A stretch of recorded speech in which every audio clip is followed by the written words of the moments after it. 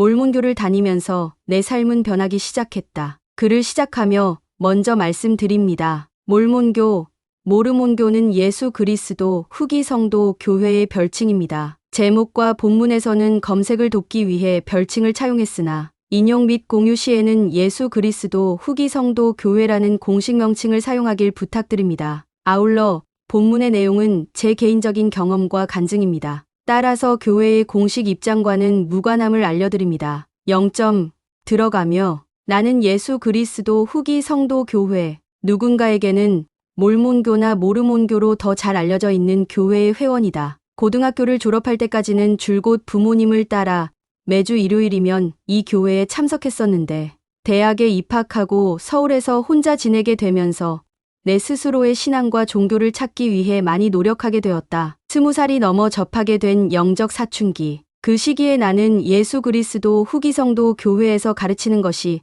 정확히 무엇인지, 내가 다니는 이 교회가 참된 교회인지 한번 알아보고 싶었다. 궁금했다. 모래알보다도 많다고 생각되리 많지 이 세상에는 정말 많은 교회가 있는데 이 교회는 대체 어떤 교회인 걸까? 정말 참된 교회인 걸까? 여전히 많은 걸 배워가고 있는 중이지만 감사하게도 경험을 통해 이 질문들에 대한 답을 찾을 수 있었다. 특히 이 교회가 참된지에 대한 물음은 내가 확실하게 답을 내릴 수 있게 되었다. 예수 그리스도 후기 성도 교회가 어떤 교회인지, 특히 이 교회의 성도들은 어떤 믿음과 삶의 자세를 갖고 살아가는지 알고자 하는 사람들에게 이 글이 조금이나마 도움이 되길 바란다. 간단히 내 경험 위주로 글을 쓰겠지만 글을 읽는 동안 여러분에게는 개인적으로 교회나 종교라는 것이 삶에서 어떤 의미인지 깊게 생각해 볼 수 있길 바란다. 1점. 나는 어떤 교회에 다녀야 하는 걸까? 앞에서 언급했듯이 나는 20년간 예수 그리스도 후기 성도 교회에서 신앙생활을 해왔다. 정확히 말하자면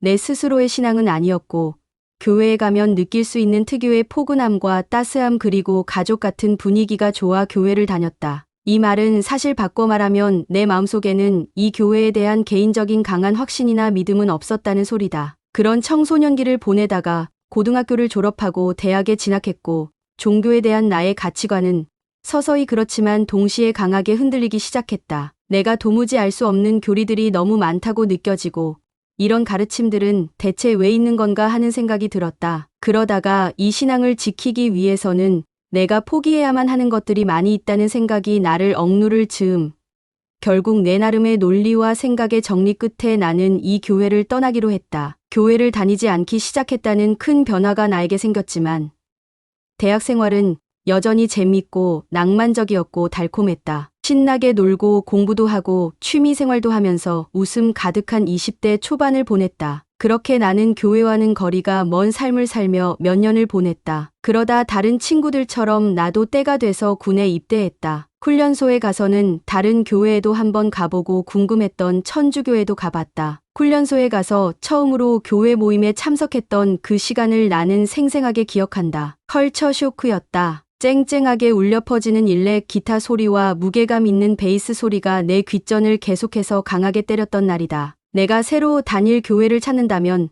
적어도 이런 분위기의 곳은 아닐 거라고 생각했던 기억이 난다. 그런데 막상 훈련소에서의 훈련을 모두 마치고 자대에 배치받은 뒤로는 딱히 신앙생활이라는 것에도 크게 관심이 없어졌다. 그냥 군대에서 시간 낭비하지만 하지 말자는 마음가짐으로 열심히 군 생활하고 일과가 끝나면 개인 정비 시간 쪼개서 공부하고 매일 연등도 하면서 지내다가 전역했다. 그때는 그냥 전역하고 다른 거 신경 쓰지 말고 앞만 보고 열심히 살아가는 게 답인 줄로만 알았다. 교회를 다니지 않겠다고 결심한 이후로 줄곧 뭔가를 잃어버린 듯한 채로 살고 있다는 느낌이 여러 번 들긴 했지만 이건 어쩔 수 없이 이 교회가 꽤나 오랜 시간에 걸쳐 내 삶 속의 관습처럼 굳게 자리 잡은 탓에 그런 것이라 생각하며 그 느낌을 외면하기 일쑤였다. 전역 이후의 삶도 제법 평탄하고 즐거웠다. 이점 교회에 참석하고 내가 느꼈던 것. 그러던 어느 날 내 삶은 전환점을 맞이했다.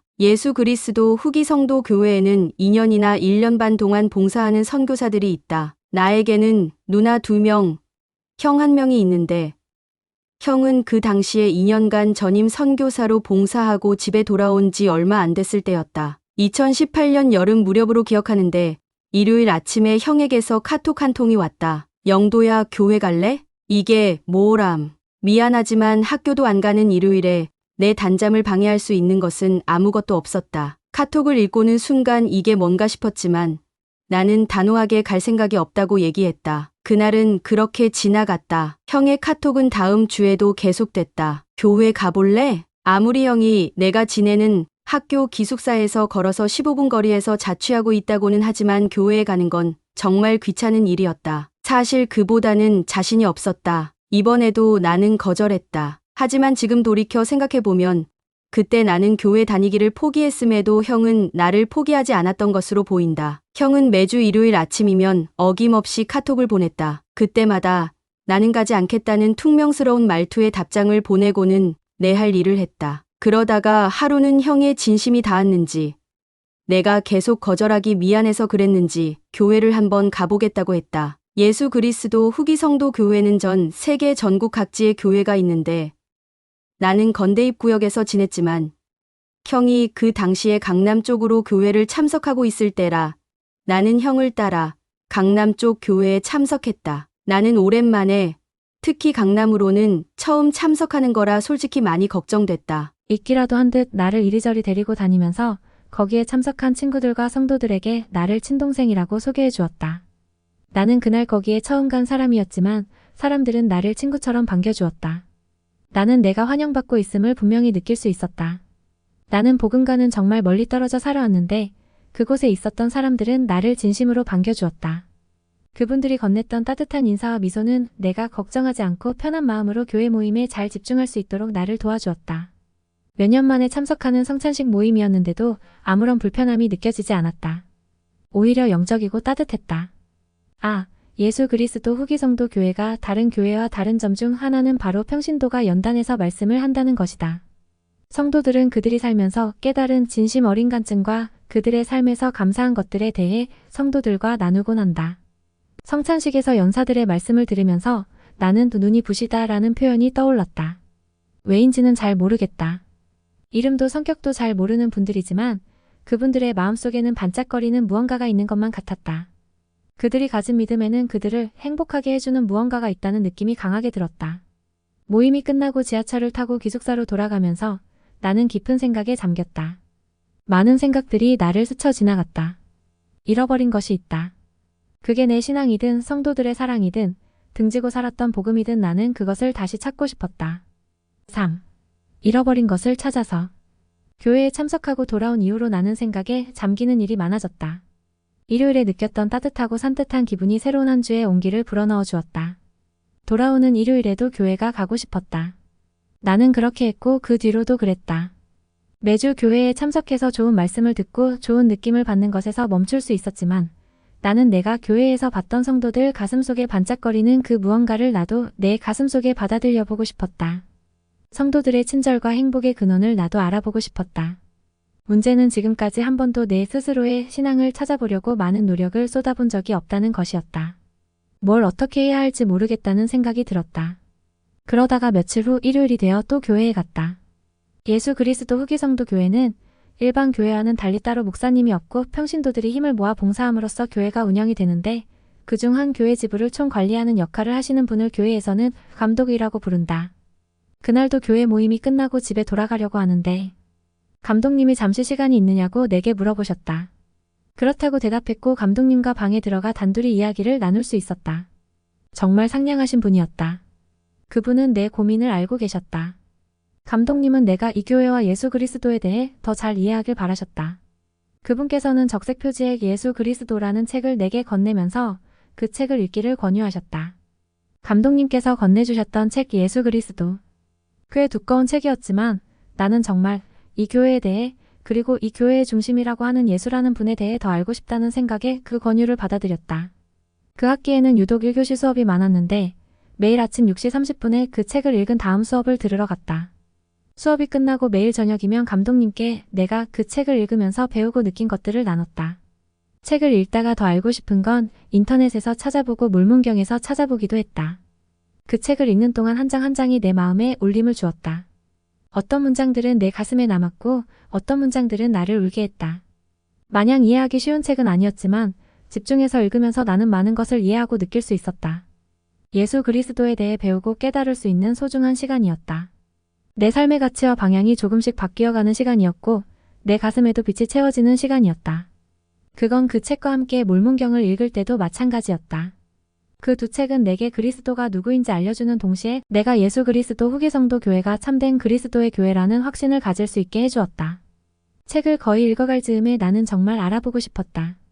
내가 책에서 배운 것처럼 예수 그리스도가 내 영원한 행복을 위해 돌아가셨는지, 이 교회가 내가 신앙의 뿌리를 내려도 될 교회인지를 누군가에게 묻고 싶었다. 하나님께 기도해야겠다는 느낌이 강하게 들었다. 그때 내가 할 수 있는 건 그것뿐이었다. 그래서 어느 날 밤 나는 혼자 기숙사에서 무릎을 꿇고 소리내어 기도하기 시작했다. 간절하게 무릎을 꿇고 기도했던 건 살면서 그때가 처음이었다. 하나둘씩 하나님께 하고 싶었던 이야기를 솔직하게 모두 털어놓기 시작했다. 그때 나는 하나님이 내 기도를 듣고 계시다는 것을 분명히 느낄 수 있었다. 이내 가슴이 뜨거워지면서 왈칵 눈물이 쏟아지기 시작했다. 의심은 확신으로 바뀌었고 나는 무한한 사랑에 감사를 표하기 시작했다. 내가 내 신앙을 찾을 수 있게 해주셔서 감사하다고, 못난 아들인데 이렇게나 사랑해주셔서 감사하다고 기도했다.